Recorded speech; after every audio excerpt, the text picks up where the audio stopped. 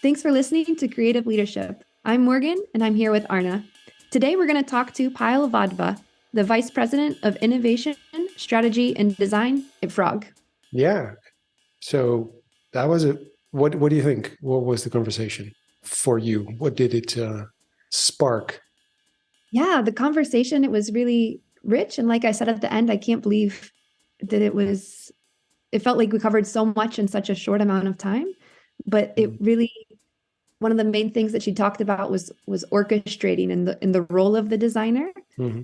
and that she's connecting the dots between these things that are seemingly not related, but there's always a thread that connects them. And I think that gave me a lot of inspiration and energy towards knowing, okay, these things that I'm interested in, even if it doesn't make sense on paper right now, it's going to come back and be useful somehow. Yeah. So you're not wasting time doing something that you're actually really interested in and really like, but you're like, that's wasting time. I should do something that makes more sense. Be more focused. Yeah, it should be focused. Yeah, you should be more focused because, your career, your future, your pension. Strategy, logic. Logic. Yes. Logic. Exactly. No. But you knew that. I knew that, but we confirmed it. Yeah, but it's nice, right? It's nice to have someone confirm it, and you go like, see, see, I was right. Yeah, I agree, and no, I totally agree, and so a lot of recognition, also new things, obviously, because I mean, she comes from a very different background than I, and so also new things, really like, interesting how sort of that has shaped her kind of worldview. But I really, so if you listen to it, listen to the language, because I was really kind of very interested with the language that she uses. There's a lot of what I also call framing, sort of using language to kind of give meaning to it or kind of frame it in a certain way so it makes sense, like orchestration, for instance, creation. But there's a lot of that. Like, it shows you how she uses language to kind of basically make sense of these things, connect things that are seemingly disconnected. But in her language, she already kind of starts creating sort of these kind of connections. And we talk about it in the end with her, but, using theater and all the sort of the language that belongs to theater or the frames that belong to theater, using that. As well as sort of like, and that really resonated most with me. I think, isn't everything theater? Isn't everything we do if you as a designer, but in general, really in work, if you think about it as theater, it sounds silly. Yes. Yeah, but it's like you have a role to play. What did you kind of your script? Yeah, exactly. Yeah, there's a phrase that we had that we would say naming is framing.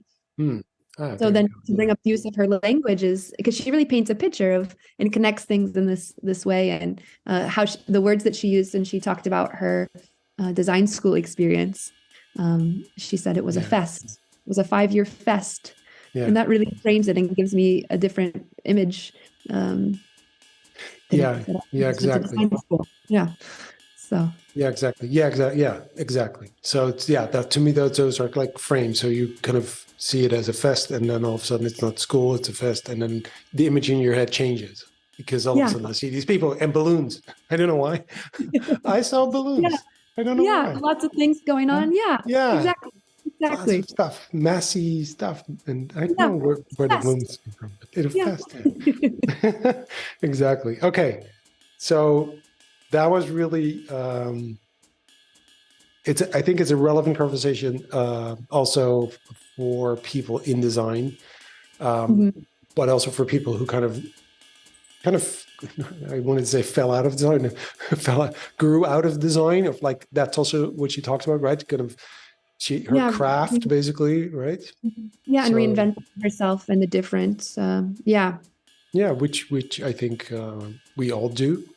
Right. You start somewhere and you kind of it's not just like that's a normal thing or that should happen. It's also a question like, is that something you should do because you're losing the thing that you maybe love the most, your craft, and doing those things, and all of a sudden, you're only talking about it, and other people are doing it, and you're like, I don't know. Yeah. So it's it gave me a lot of inspiration, and then also makes me think about how the way that her parents supported her. They said, they didn't know the world that I was in, but they trusted me that I knew the world that I was in the best. And I think it's really great gift that her parents gave her in that. Yeah. But then also trusting myself is, okay, I am the expert of my world that I'm in. I'm not an expert of everything in my world, but I'm the expert of my world. And what does that next step look like for me? Cool. All right, let's listen to the conversation. I'm a designer. That is who I am. I'm a designer outside of work, and I'm a designer at work.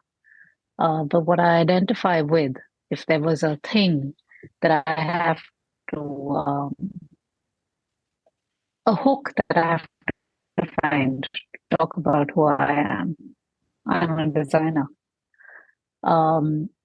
But if someone's absolutely not interested in design, then I'm someone who solves really complex problems, and I have a great time doing that. It's me. Yeah, that's you. It's always a good starter for 10, because usually people are like, what kinds of problems do you actually solve? Do you really think you're smarter than everyone else? And usually my answer is no. But I like to go after big problems, and I quite like that. And so, which is, I mean, there's so many questions for me now. First of all, because it's interesting to say I am a designer, that's who I am. And so, I mean, can you remember when that started? When you went like, something, I'm going to solve complex problems, and I'm a designer. No, I'm not an engineer. No. I'm a designer. When is that? Because I mean, it resonates with me, but when does that start? Do you know? So I stumbled into design by accident. I stumbled into design because my mother wanted me to go to design school, and she had no idea what design school was. But she knew that it was where I could explore lots of different things and then figure it out. And I think one of the things my family is very good at, and I think that's what I get from my parents, is they figure it out. They've never had it easy, but they have figured out a way to make sense and make meaning of the work that they do. So I think I was pretty confused at school. I wanted to be an architect. Then I read The Fountainhead and realized I didn't want to be an architect. Interesting point. Never read Fountainhead. Never give your child a Fountainhead to read between the ages of 12 and 16, because their hormones are messing them up in any case. So they don't really understand what they're reading. Because I reread The Fountainhead when I was 19, and I was like, hold on one second, I didn't understand it the first time. I really want to be an architect, but now I'm in design school. So, yeah. But too bad. I didn't, too bad. Didn't get it the first time. Good advice. Do never read The Fountainhead. I would say never read The Fountainhead, period. Yeah, fair enough. I'll take that as well. It's a waste of time. It's really seriously a waste of time. But well, in a way, it is. It would waste your brain, and it's such a weird, dark kind of. Yeah. Well, but that's good, right? You need something to mess your brain up a little. Yeah, maybe. Yeah, okay. Maybe you're right. Yeah, okay, there's an age for it. Yeah, there's an age for it. Exactly. When your brain is already messed up because you're a teenager. Exactly. Yes. That's it. That's too much messing up. Yeah, exactly. Okay, so I think I came to that realization that I am a designer when I was in the second year of university. So design school in India is an interesting phenomenon. When I went to design school in India, there were 2 design schools in India. One was a design school you went to if you wanted to study fashion. That's it. If you did fashion, you went to that design school. I didn't want to study fashion. That was the end of the matter. So I went to the other design school. And the other design school was what I know to be the place that changed my life. It was a 5-year degree. It was set up at the time of the independence of the country by the first prime minister of the country, inviting in the brightest minds from across the world to set up institutions of national importance. And they brought in, as you may imagine, Charles and Ray Eames. So, it wasn't set up by small people. I remember that. Doing some like little things in the corner of the world. It was set up by Charles and Ray. So they wrote a report, which is called the India Report, that really looked at what did India need. And what they suggested back was a way of design education that would look at solving problems that India would encounter over the next many decades. And so it was an indoctrination into design. It was an indoctrination into a way of life. It was an indoctrination into understanding that your problems have no bearing upon the world. The world has bigger problems to solve, and you are a very small part of those problems, and you have to do something about them. And it was a 5-year degree. And it was a very good level up. I'd gone to what you would consider to be a good school. And what I mean by good school, it wasn't like I wasn't a rich kid who went to a school where, I hung out with all the rich kids, but I went to a school that valued education and the teachers valued it too. And so you got a decent education out of it, right? So I'd gone to one of those schools. And when I got, and I lived in a home where I had a roof above my head and we had enough. We never had more, but we never had lesser. We had enough.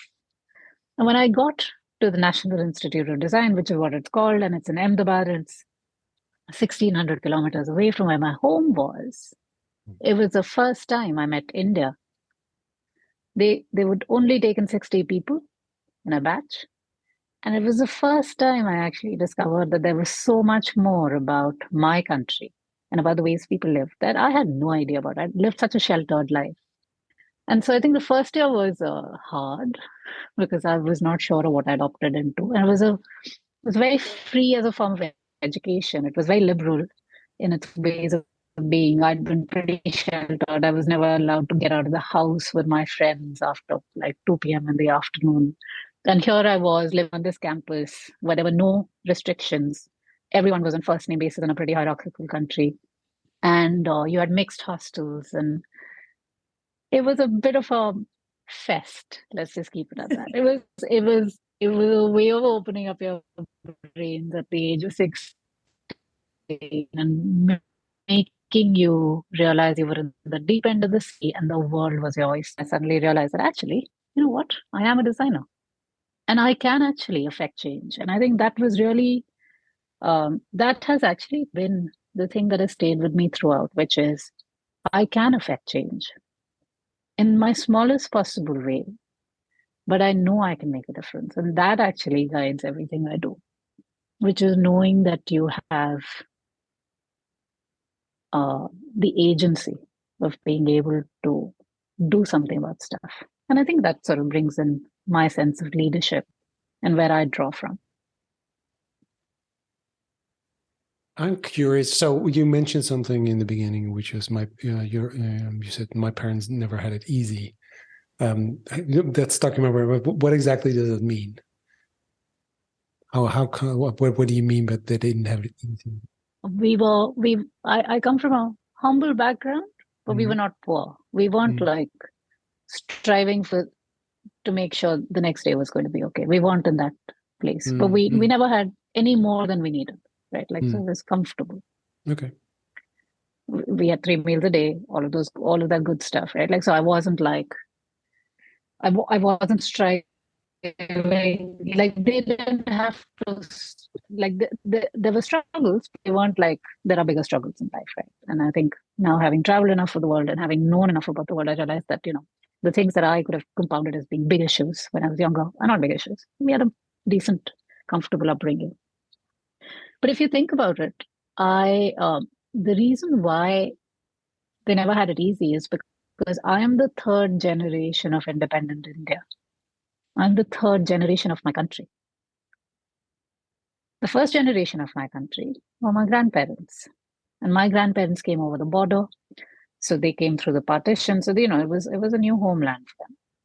And they didn't have a choice, right? Like they had to struggle. And like that was real struggle to even figure out existence and to sustain yourself and to educate yourself and to make sense of the world that you had found yourself in.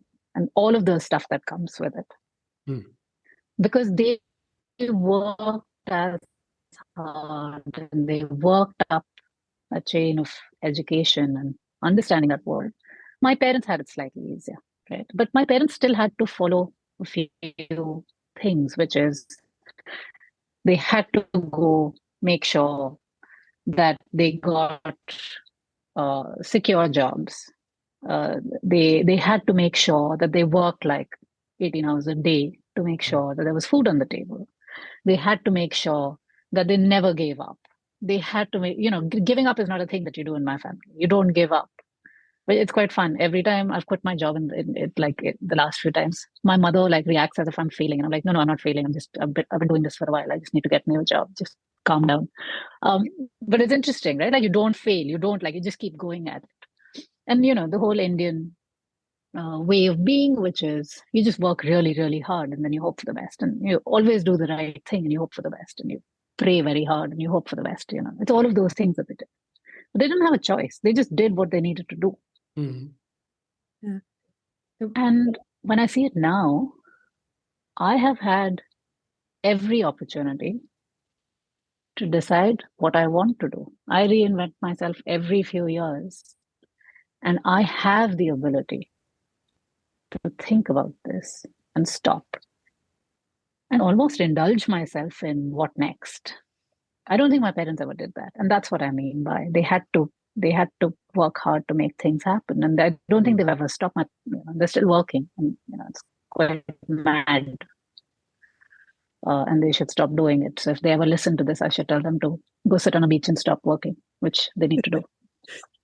Take some time and relax. One of the things that you mentioned earlier was that your mother was the one who encouraged you to go to design school, even though she didn't know what design school was. And I think, you hear parents, they have these big dreams for their children. And so I find that also quite a unique thing. Oh, I don't know what design school is, but I think you should go there. And so what do you think it was about you and what her perception was of design school that she thought it might be something for you? Well, that's a good question. So I've always been a dabbler. And what I mean by that, I'm a jack of all trades and I'm a master of some, but I get really bored very quickly.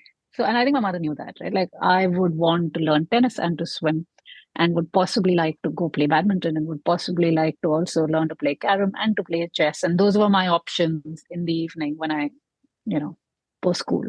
And in school, I wanted to study all the sciences and I also wanted to study some of the commerce subjects. And I really wanted to do some of the arts. And, you can only do one of those three things.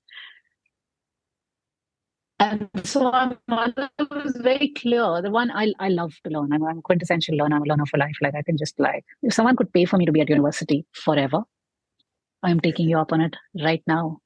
I don't mind an exam at all. Like I could just learn. I could do that for a living. So I think she was looking for advice, and someone mentioned to her that look, if she's the sort of person who can't, focus on just one thing, but likes to connect the dots and then make sense of it, and likes to be good at some things, but also be comfortable not being good at some things, so that she can, keep doing it enough times over, then architecture may be really hard work because it's about one thing. It's still about building buildings. And my mother knew about my gravitation or pull around architecture. But I think sensibly, this person did say to my mother that actually design would give her a broader palette to work from. So I went to design school thinking I wanted to be an industrial designer. I got out of design school 5 years later as an exhibition and museum designer. And so, a bit of a shift. But that was because I loved history. I loved the idea of building something that was physical and that, there was still the built environment involved. Yeah, exactly. But I really liked the idea of curation and I really liked the idea of semiotics. And I loved the idea of telling stories. And I loved the idea of observing behaviors over long periods of time and durational studies of behavior. And somehow it made sense in museum designs, yeah. That's what I ended up studying. Yeah, exactly. Because that does fit with all the idea of being an architect a little bit. If you design things, if you create things, that you can also kind of it's physical, but like architects, they can walk inside of their kind of designs and their things they can, which is amazing. So I am not smart enough to be an architect, but if I would have been, and I read Fountainhead, so that messed me up. So well, in all fairness, so I've because I got out and I practiced architecture for a while. And I obviously didn't have a degree in it, right? But as a person who studied exhibition design, interested in architecture, I went to work for architects. It made sense in my head. All of this, honestly, if someone's listening, doesn't make sense, but in my head, it makes absolute sense. So I went to work for architects and did that for the first few years of actually my career and also being in India. And I don't say it lightly, but the skills that I learned there on the job of actually building buildings, I just built my house where I'm talking to you from. I built it in London. I don't have a degree. I hope it doesn't fall on me. But, here's what I think. I also feel like there are things you can learn on the job that school can't teach you. And that's what is really interesting to me of how do you draw on those skills that can only be taught in real life, like when you get out of schools. Because architecture learned in an architectural practice is very different from architecture learned in a school. Because you're making real things. Someone's paying you money to build it. And so the decisions that you take at that point in time are very different from decisions you take on paper when you're in school thinking about architecture. It's quite interesting that you went to that school that was founded by Charles and Ray Eames. I actually used at least there's a documentary about them, and I used that for students to watch that, actually to teach them about design thinking, but also to show them that kind of mindset and the way of thinking isn't new. And the way they kind of develop things and their based on their principles, and sort of that connection between their principles of design, and then that you could see that in their design. And so I was teaching students about if you have your principles and then you come up with your ideas and your concept, I want to see those principles. So if you say, "Oh, we're all about sustainability," but I don't see it in your design. So, but I used Charles and Ray Eames as an example for also being the way they organized themselves. So there's this wonderful piece in the documentary about their studio where, everything is going on. You can imagine it's like this amazing, totally messed up place with, they were making films so it wasn't like, no, we're doing only this. No, they were doing everything. So exactly. The curiosity and that kind of, so anyway, anyway, in the documentary they talk about that school. Someone was like, "Oh, you went there? That's amazing." Yeah, it was like 5 years of honestly being at a festival. There's no other way to put it. And actually, I must say, it wasn't just them who founded the school. It was also these two people in Ahmedabad. So this school is in Ahmedabad, which is in the western part of India. Which is where a lot of the textile mills were in India pre-independence and also post-independence. And where, therefore, because cotton production was such a big thing, where a lot of the industrialist families were. And therefore, it's a pretty rich part of the country. And this is Gujarat, so you would know Gujarat, and Ahmedabad is the capital city. Well, it isn't the capital city. Do not please make me say that on the podcast. So it's in Gujarat and it's in Ahmedabad. Ahmedabad is, it's a cultural center. So everyone's granddaddy did something important in Ahmedabad. So Louis Kahn built in Ahmedabad. Corbusier was in Ahmedabad, right? Like you name it, and they were in Ahmedabad. And Ahmedabad had this gravitational pull because there were these families with who were wealthy, but also very aware of the world and what is happening in the world, that attracted. And they basically played patrons of the arts. And so the school was also founded by Gautam and Geera Sarabhai. And Geeraben died a couple of years ago. And if you think about her journey as a woman from one of those families, and these are also families that were incredibly progressive. If you think about what a woman in the 40s and the 50s in India managed to achieve, to form these institutions, and I think for me, it's those legacies are really interesting. So yes, Charles and Ray Eames are, important people in the lexicon of design and well understood in the Western world. But it becomes just as important to think about what is happening in like the parts of the world that I come from, and actually the legacies of design and the legacies of culture, because to me those are incredibly rich. And their contribution to, I guess, what happens everywhere in the world. Like I'm one of 60 from my batch, but there are so many batches of people from the National Institute of Design who are across the world. And those, I mean, when I grow up, I want to be Gira Sarabhai. Like, imagine that legacy of being able to have that impact on the world, to set up a school like that, where people can learn. That was pretty incredible. And when you were, and of course, looking at that legacy and that impact that she's been able to have is absolutely incredible. And were those, who did you look up to and who inspired you when you were a kid? It's a very hard one, because I still don't have an answer to that question. When I applied to the National Institute of Design, that's a question they asked us, actually, which is, who do you look up to? And I clearly remember the answer I wrote, and I clearly remember what my mother said to me when I wrote it. Because, you had to fill this form and send it off. And this is before the internet. I basically said, I do not look up to anyone, because I find it very hard to pin all of my hope and all of my admiration onto one person. And so I would find it very hard to answer this question. This is 16 years old. I was 16 years old at that point in time. I still find it hard to look up to one person. There are lots of people I admire. It's not like I don't look up to people. But I don't seek people who are exactly like me to look up to them. I actually find inspiration in many different places. And then together that forms a basis of what I think good looks like. And, that inspiration comes from lots of different areas of work and areas of thought. And so, and that changes all the time. So it's also, I don't have a fixture. It's not like, yes, I want to grow up and be Gira Sarabhai, but I also want to be many other people when I grow up. That's the problem. It depends on what I'm reading also. That changes things massively. Yeah, exactly. So I'm reading a lot about the understanding of how we got here with respect to economic growth. And there are a whole lot of economists who I am massively fangirling on right now. To just, if you ask me right now who I want to be when I grow up, I want to be one of them. So, yeah.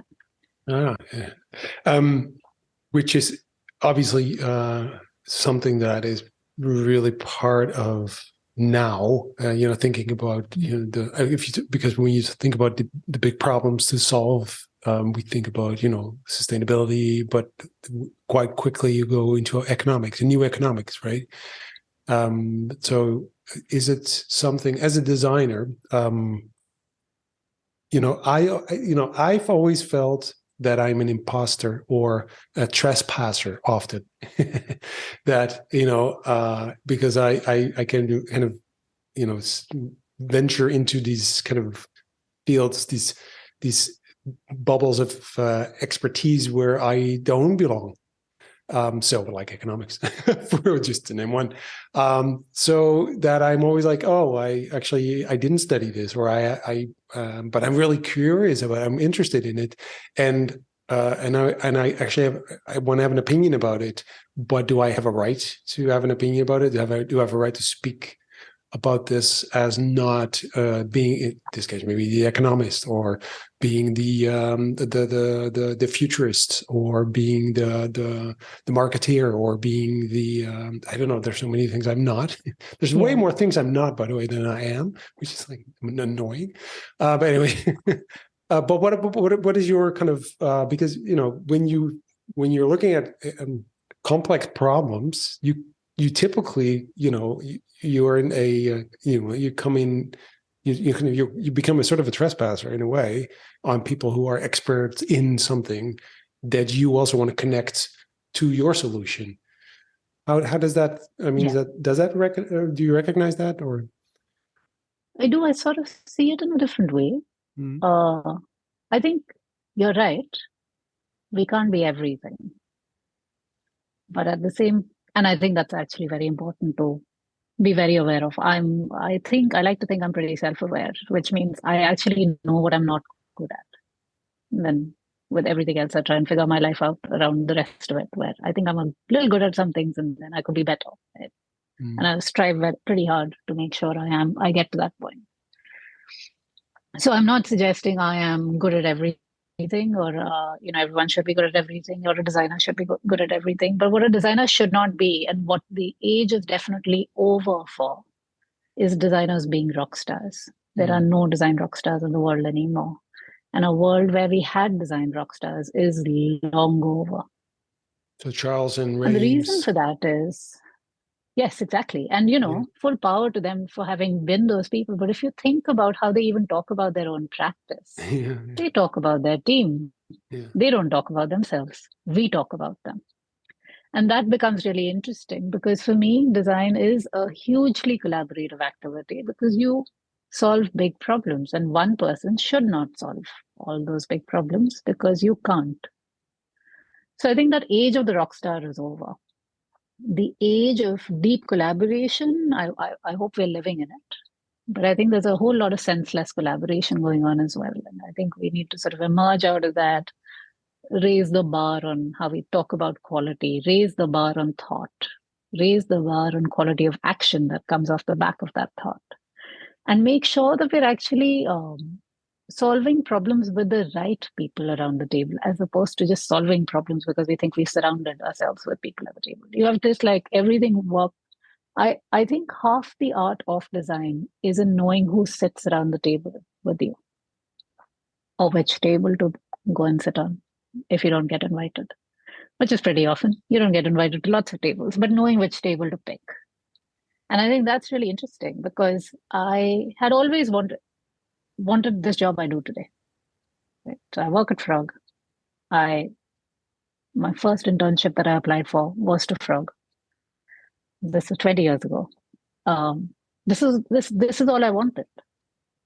But I think what I have figured through trial and error, practice, and I think a lot of hard work, is not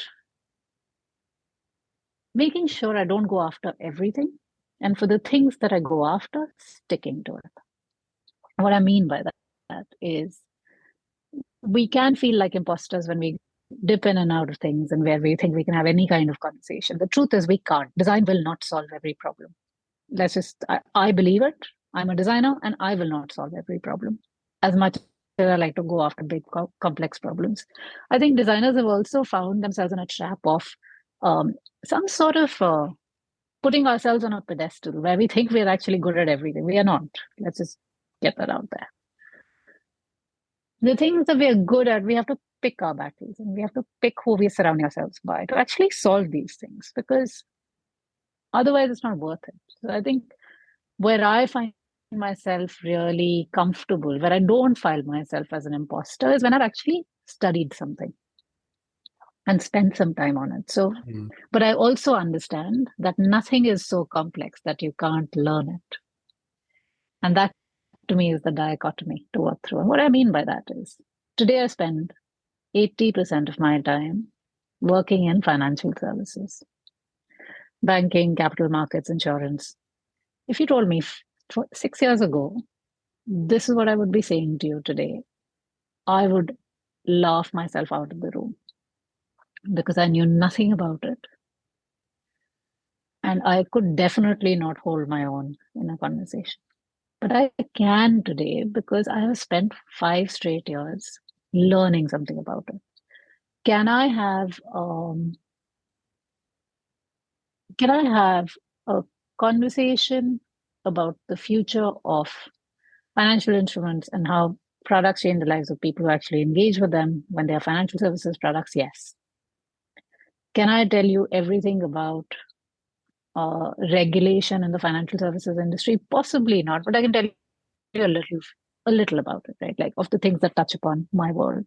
But what I've had to do is ring fence it to say, I am not an imposter in this part of the financial services world, and I am definitely an imposter in the other bits of it, and I'm not going to pretend to be good at it. I'm going to surround myself with experts who know what they're talking about. And that's really helped.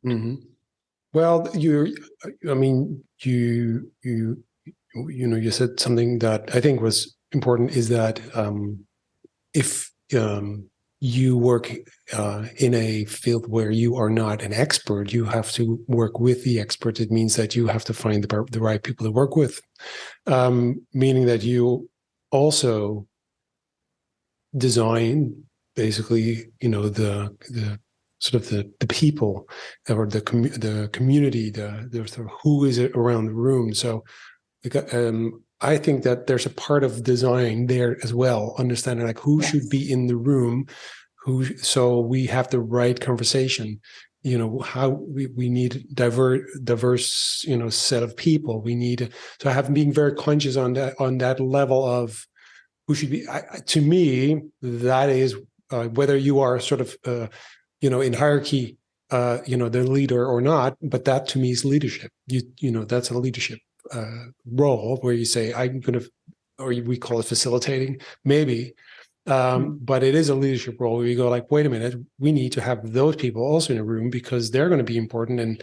And we have we don't know this, so we need, et cetera, et cetera. So I think that's really important to know not all designers get into that role, but if you as a designer kind of get into that position, to also be aware of that you're not supposed to be the expert in everything, but you can be the expert in bringing people together and designing designing the dialogue, designing the conversation, making that happen.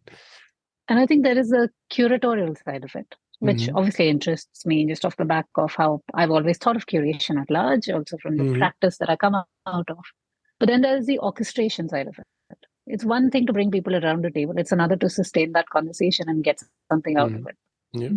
And they're actually two completely different things. And then there's obviously the conversation around inclusion and that conversation around how do you make sure that, you can actually deliver against that promise to a third party, usually involved in this, because I'm also talking about a strongly agency side experience here. And I'm sure it's the same when you're in-house, but it's a different set of stakeholders. But that orchestration delights me because I think curation we're also moving into a world where we have a lot of knowledge around us, but also many ways to consume that knowledge, rationalize that knowledge. I wonder if there's a world where ChatGPT could tell you who the people around the table ought to be because they know who the experts in certain areas are. I don't know, maybe. Or maybe, someone else, another model like ChatGPT. Let's not give ChatGPT all the onus in life. Right? So it's good at some things, it's not very good at the others. So, but orchestration is purely down to human effort, personalities, a deep understanding of behavior, a realization of patterns, an understanding of how do you actually move things along. And I think it's that role of and maybe that's leadership, and maybe it's orchestration, and maybe it's both. I don't know, but to me it is playing that master of ceremonies, but knowing that you're not just pulling things together, you're actually doing some of the doing yourself, because designers shouldn't also be, or leadership also shouldn't be just about fluff and hot air. It should be about knowing your craft. And I guess to go back to your first question around who are you, I identify with who I am based on the materiality of what I understand. And the materiality of my craft is understanding people and organizations. And therefore, I am a designer who orchestrates people, organizations to be able to get somewhere. And that materiality of my craft becomes very, very important to me to be able to then say, who am I? Design to me is about a craft, whatever that craft may be, and whatever the materiality of that craft may be. But it needs to have those two things involved. And usually that has to have a purpose, right? Like you do something to be able to affect change. You don't just do something for the sake of it, because if you do it for the sake of it or for the sheer self-expression or possibly indulgence, depending on the side of the spectrum you sit on, that's art. That's not design. And it has its place and it has an immense value in this world because it inspires without necessarily needing to do one specific thing. It inspires everyone ubiquitously. But I think for design, that materiality, that craft is just so important. And one of the things I've been beginning to wonder is I've now been in leadership positions in the world of design for a bit. So when Anna and I crossed paths, I was a design director, beginning to sort of look at and affect change. This was 2015, 8 years in. You could say I've been climbing the ladders of corporate organizations, because most of the design agencies I've been part of have been bought. And I currently sit in an organization which is incredibly flat or incredibly hierarchical, depending on how you see it and depending on who you are within the organization, how you engage with it. Every designer would tell you that organization is as flat as it gets, right? Like, we work together and we do good work. But when I reflect on what is my job and we do good work, sometimes my job can be to make sure everyone else can do good work. I'm still using the language, the craft, and the materiality of what I know in design to help them do that. And before the job that I do today, which is, running effectively a part of the business, I used to be the head of service design. I like to think that I'm still doing service design. I'm doing service design at my team or for my team. They are the service that I work towards, right? And I think I'm still using the same materiality, but every now and again, honestly, after you've stared at lots of spreadsheets, you begin to wonder what you're doing. And you begin to wonder if that is the materiality of design as much, is the materiality of design actually understanding if my business is growing at the pace it should? Maybe it is. Right? You're not taught that at design school. You're not taught the language of business at design school, but it is incredibly important.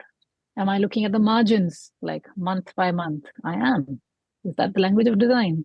And so I think don't get me wrong, I still do hands-on delivery and I still love it. And I still play advisor to some really awesome CEOs and chief product officers and all that good stuff. But I also look at some of the stuff that no one else wants to look at. And, in those moments you wonder, am I a designer or am I just solving a problem that's become bigger than design? And I don't know the answer to that question, but it becomes an important one to interrogate, to continue to learn more about my material, my craft, what I'm working with going forth.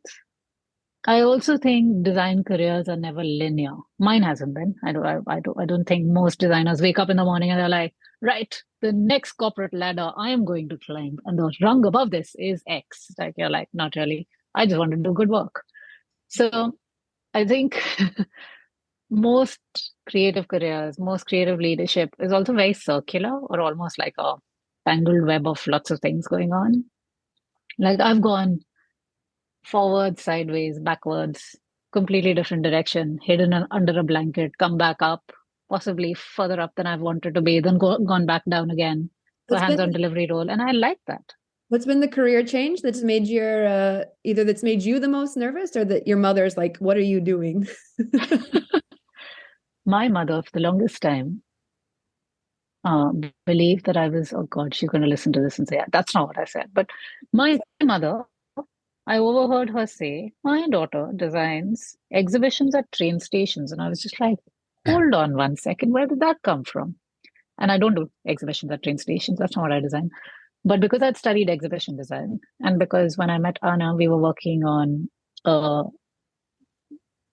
train network project.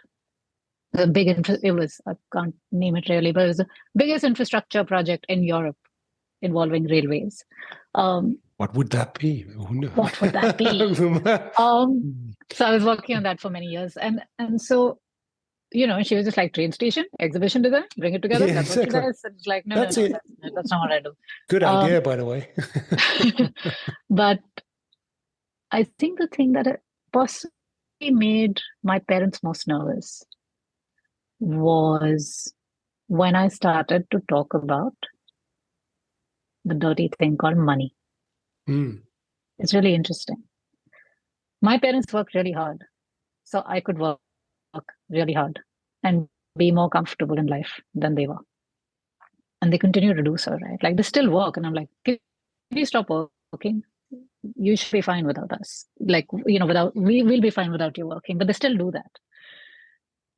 But I think they still see money, and I still see money as a dirty thing. And I think my parents got really worried when I started talking about money, because what they were really worried about was that all of this stuff that I talked about of being curious and about, they were just like, just remember to balance it out. And I'm very glad that I have that earworm where they're like, yes, that matters. Don't get us wrong. Yes, it does. But, other things matter too. And I quite appreciate that sense of balance coming in from everyone around me. I think they have been a little worried at times. I've been like, I don't want to be a designer anymore. I want to be a playwright, which is why I actually moved to this country. But it's been incredible to actually see them, everyone around me for that matter, be very supportive of tangential things I've gone after, because for them, they don't understand my world, and that's fine. But they also believe that I understand my world better than anyone else does. And so if I can see the dots connecting, then I should just go off and connect them. So, and which is why I talk about those 3 careers I've had. I've worked in architecture, I've been a playwright, and worked in theater as a scenographer. And, and then run that in parallel with working in design, service design, and now effectively across innovation, strategy, and design, and building ventures. So, in my head, there is a logical string that connects it all. But in most other people's heads, I'm sure they wonder what I'm doing with my life. But, makes sense. Oh, makes sense really? to me. I don't know. I think it's an interesting. So again, I haven't done any deep research in it, but the people I know that are either, or they call themselves either designers or creatives or artists, really, they all have these kind of life journeys, if you will, that you're like, so you did, all these different things, but at the same time, I think a lot of people do that, except that they might not have careers in them. So people play music. They do maybe some theater as a hobby. They call it hobbies. I think a lot of creatives have a difficult time having hobbies because they're like, that's work, right? Yeah. Exactly. Right. So because, but for people working more in the sort of corporate structures and having had more structured educations and et cetera, I think they have all these hobbies. It's just that they really don't realize that teaches them so many things as well that are so valuable for everything else they do. And we go like, hey, you were in theater. That is so relevant for when you want to put people together, because when you talk about we have to put people together, and curate the dialogue, and that's what you do in theater. I mean, that's what you do when you do service design. Is all about the audience. It's about backstage and front, et cetera, et cetera. So all that language or those frames. And when I listen to you, that's kind of nice because I was writing down. You use a lot of frames. So, and I mean by frames, like a frame is, for instance, orchestration, right? That's a frame you use, and that to make sense of things, and to make it meaningful for you and to know what you're doing. So that language is like, that's sort of, it's really interesting to listen to. Yeah, and it's interesting you pick up on that as well, because I often talk about it. Like, now my job is running a business, and to me, running a business is theater. It's pure theater. Totally. You create the rituals that you need to bring people together, to get people to understand what your combined goals are, what it is that you're working towards, what is the story that you're looking to tell, what are those highs, what are those lows, what is acceptable, what is not, how do you hold each other when you're looking to fail, how do you trust each other when you're looking to move in a certain direction. It's theater. And in my head, it makes perfect sense. Why wouldn't it, right? Like, you need a person directing, you need a person scripting how this may go, you need people playing their part, and you need it to all add up. And for me, that materiality is people. Right?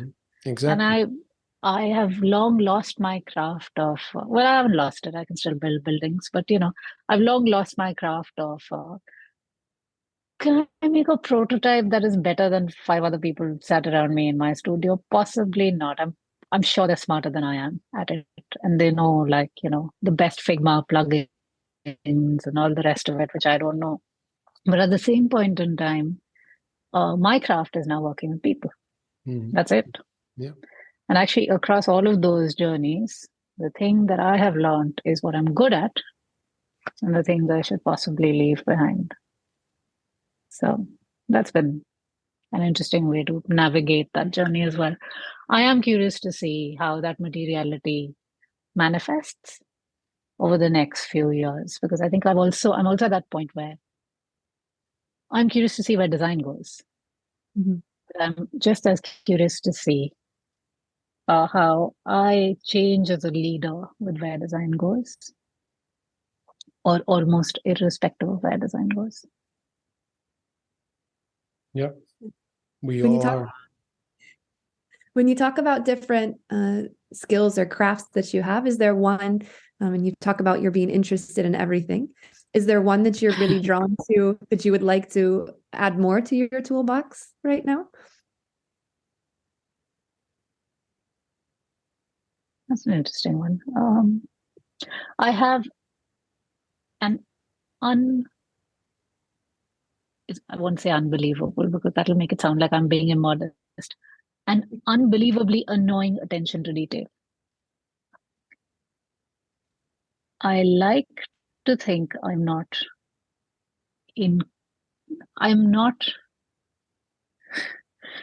someone who swoops in and just says stuff and gets out. I'm not that person. But I'm also the person who can't hold back if I don't see things done right. And what I mean by that is, it's always great fun, right? Like, so in my job, I'm seen as a person who's like responsible for the people. And I'm responsible for managing this large team of 110. And I'm responsible for making sure the work that we do is amazing. And I'm responsible for making sure we work with amazing clients and we deliver good work and all the rest of it, right? Like, that's what people expect of my job today. But what people don't sometimes remember is I went to design school. And so it's great when you're actually like reviewing like a prototype someone's built, and they're talking about like the flow, or someone's built a deck and they're going to go present it to a client, and if I step in and I'm just like, the kerning on that deck is not working, and people are like, wait, what? You know what kerning is? And I'm like, come on, people, like, I'm not going to let you get away with bad kerning or bad leading or whatever, right? Like, and I think I'm obsessed and keep the bar very high on the quality of work. And there is a lot of stuff that I can't do. And I'm very comfortable with that, right? Like, tools have changed. The craft has evolved over the time that I was at school, and, versus graduates coming out of school now. But I can see when something's not right. And if I actually put my mind into it, I can fix it. And that's irrespective of craft. And I think that I like to think that's the one thing I want to hone in on more and spend more time on, because the crafts are changing, right? Like with AI being such a strong part of the mix of the creative process, what would that do? Like, have I spent 6 hours last week tinkering around with Midjourney? I haven't, but it'd be nice to try and figure out, how that works. I mean, I know how it works, but I should spend some more time on it so that, I keep a hang of some of those crafts, some of these new crafts that are evolving, because I'd love to. And I think that's the sort of thing I would be really interested in spending a lot of time on. I'm obsessive about typography. If you didn't hear it in the leading and the kerning. So, I mean, if I could spend 2 years going back to design school just learning typography, I'd love to do that. Yeah. The Hague has a good Or maybe architecture. Oh yeah, well, maybe at the Hague. Do you have an architecture school as well? Can I do a dual degree? I'd love to do it. Architecture and typography. I feel like if anyone could find a way to combine them, I think it would be you. Yeah, why not? Yeah, exactly. Yeah. So I'm really curious. So do you see anything that you kind of took with you from your parents. I wrote down one of the first things that you said when you talked about your parents was, they are all about you. You don't give up, and working really hard. Also, you don't fail, and you hope for the best, and you pray a lot. But are there elements from that you kind of go like, yeah, that's in me as well? I took that with me. I don't pray, so my mother was a little embarrassed about that. But everything else, yes. I think what I have from them is the sheer hustle that my parents have put into their lives to be able to make of it anything that has made. So my mother is a nutritionist. She then focused on being a nutritionist for athletes during the Asian Games, which is the equivalent of the Olympics, but in Asia. Then she gave up her career when I was born, because I was born when she was 21, which is frightfully early. And for the first few years of her life, she didn't do anything. She was busy raising me. And if you're a 21-year-old raising a child, there's a great chance you shouldn't be doing anything else. And then she started, hold your breath, a hobby center. And basically, she figured there were a couple of extra spaces in the house which were unused at certain points of time in the day when my grandparents were at work. And so, wouldn't it be amazing to bring all the children from the neighborhood into this hobby center and teach them something after school? So, it was an after school hobby center. And then she roped in like teachers who taught music, who taught dance, who taught painting. And like we had a little hobby center in our house, and the house then turned back into the house after all the kids left. And so she ran that for a few years. I think they still get a few random calls because their number was in the directory if they run the hobby center still. It's quite funny. She then decided that she was going to bake for a living, because obviously that makes absolute sense once you run a hobby center. But she was a nutritionist. So I like to think like that is just the biggest irony of all. Like a nutritionist who bakes is just terrible. Anyway, made money doing baking, and she bakes beautifully. And then as we were the phase where she decided to be a mushroom farmer, as one should be, because why not, right? When you've had too much sugar, you should grow mushrooms. And then, hold your breath, she opened a spa, because one should. And then she ran that and got really bored, and then got out of that partnership. And currently runs a travel agency, because that makes absolute sense in the world. So I need her to lie on a beach and do nothing, go cycling and do all the things she loves how to do. But in her head, it all makes sense. Because she sees a problem and she does something to solve for it, and she runs a business to solve for it, and she makes some money doing it. When she's bored, she locks that off and then she goes and does something else. She doesn't come from a lot of need. Like, it's not like she's flush with cash and she can just go off, but she does it enough and it's self-contained enough. Unfortunately, COVID killed her travel business. She would have kept going. She set it up when I was 18, and she's been going since for many, many years. But yeah, it's incredible to watch that. So I think if I've taken one thing from my parents, my dad's done the same job all his life, but now paints. I will not comment on how he paints. He thinks he paints wonderfully. I think he could put a little more effort into it. You know what I mean? But that's but they do lots because you're obsessed with details. So you go like, yeah. I'm just like, work a little harder. But what I take from them is that ethos. I take from them one thing, actually. It's not just the hustle. I take from them a strong sense of integrity, of doing the one thing you do really well and nothing else, but really well. Nothing else matters, actually. And my parents are both very lovely people, and I think I take some. Like, I'm not that lovely. Like, they're just unbelievably nice. I'm okay, but I think I take a sense of kindness from them, right? Like, I like to think if you're kind to the world. My mother always told us growing up that please, thank you, and sorry changes everything. You can do everything in the world if you can say please, if you can say thank you, if you can say sorry. And when I was growing up, it used to irritate me for her to say that all the time. But right now in my life, I can tell you for certain, it works. Absolutely. And so you all turn into your parents, basically. That's what I'm turning into. But, it's, there is a strong sense of integrity and kindness that I take from everything they've done. And I hold on to it. I think that is what I like to think my form of leadership is about being spectacular at what you do in that moment. And when you're done, going home and doing something else. Awesome. Thank you very much. I loved the conversation. Thank you. That was very, very It's been nice. awesome. Thank Now you. you know everything about my parents. Don't tell them that.